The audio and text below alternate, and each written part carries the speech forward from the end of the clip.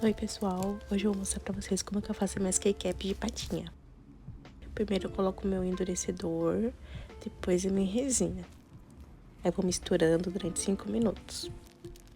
Escolhi esse glitter pra poder colocar. E essa colherzinha eu sempre uso pra colocar os glitters, ela coloca a medida certa. Aí eu preencho só um pouquinho, pra depois colocar a tampa, porque assim eu consigo ver se tá certinha pra não ficar torta. Se ela ficar torta aí, ela fica torta na keycap. E aí depois eu vou só preenchendo com palitinho, assim também evita ficar com bolha de ar. Vou preenchendo. Espero secar.